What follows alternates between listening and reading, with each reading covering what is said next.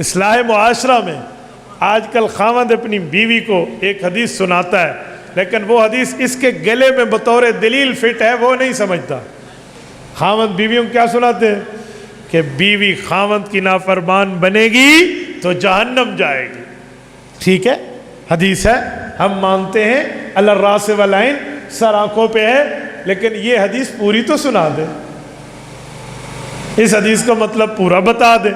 اس میں شاید بیوی کے بھی کوئی حقوق دینے کی ذمہ داری آپ کی ہو، یا اس کا معنی صرف بیوی ہے، وہ صرف آپ کے اولاد کے لیے مشین آئی ہوئی ہے اور اس کا کوئی حق نہیں ہے۔ اصل حدیث پاک کتاب الایمان جلد اول صحیح بخاری میں موجود ہے۔ رسول پاک علیہ السلام عورتوں کے مجمع سے گزرے، فرمایا عورتوں اللہ کے راستے میں صدقہ کرو، اللہ سے توجہ رکھو، میں تمہیں جہنم میں زیادہ دیکھ کر آیا ہوں۔ کہ یا رسول اللہ ہم جہنم میں کیوں زیادہ ہیں؟ کہا اسی لیے کہ تم دو کام کرتی ہو اور وہ بہت برے ہیں، تکثرن اللعن و تکفرن العشیر، تم میں لعن تان جزا فضا کا بہت بڑا ایک عنصر پایا جاتا ہے۔ مثلا بیمار ہو جائے نا بچہ تو کہیں گے بیماری نے میرے گھر کا دروازہ دیکھ لیا تھا، اس تکلیف نے میرا منہ دیکھا تھا۔ یہ تقدیر کے خلاف بات ہے، یوں نہیں کہنا چاہیے۔ نمبر 2، تکفرن العشیر، تم اپنے خاوندوں کی نافرمان ہو۔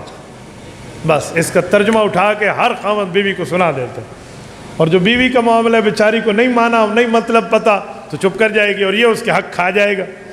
تو یہاں تکفرن الزوج نہیں ہے، خاوند کا انکار کرتی ہو، تکفرن العشیر ہے۔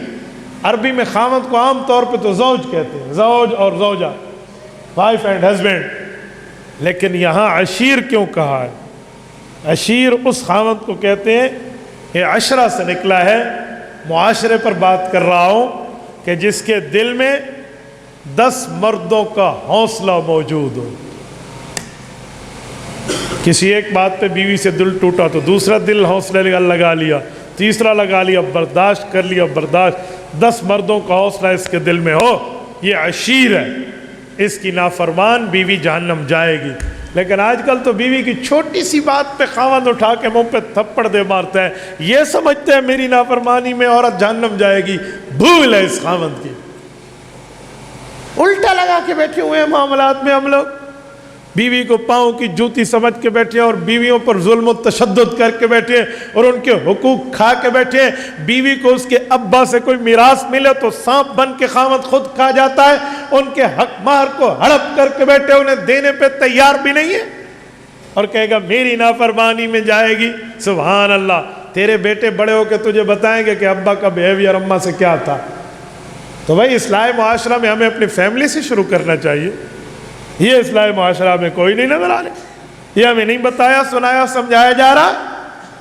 اور میں ایک بات مزید سمجھاتا ہوں، عاشروہن بالمعروف، یہ قرآن کی آیت نظر نہیں آتی کہ بیویوں کے ساتھ حسن سلوک کرو، یہ نہیں آتا، ان کے ساتھ اچھائی کرو، اور بیوی کو 2-4 روپے دینے میں موت پڑتی ہے، تیرا گزارا اس میں نہیں ہوتا، تم ان سے اور مانگ رہی ہے۔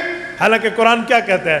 وَآتَيْتُمْ إِحْدَاهُنَّ قِنْطَارًا، چوتھا پارہ آخری صفحہ اٹھائیں ذرا دیکھ لیں رب کائنات کیا فرماتے ہیں۔ وَآتَيْتُمْ إِحْدَاهُنَّ قِنْطَارًا، فرمایا تم چاہو تو اپنی بیوی کو جہیز، بیوی کو حق مہر میں سونے کی ڈھیر بھی دے سکتے ہو۔ سونے کا ڈھیر تو چھوڑو، بیوی جو اپنا سونا اپنی ماں سے لے کر آئے اسے بھی بیچ کے خاوند اپنے کاروبار میں لگا دیتا ہے، اور کوئی بیوی کہے میں نہیں دیتی تو یہ اس طرح کے معاملات میں پڑے ہوئے ہیں۔ بھئی یہ کوئی بیوی ہے؟ یہ یوں ہے؟ پھر اسے معاشرے میں غلط سمجھا جاتا ہے۔ یوں نہیں ہے بھائی، تو بقرعید کے کام تھوڑی آئے گا، تو کمانا۔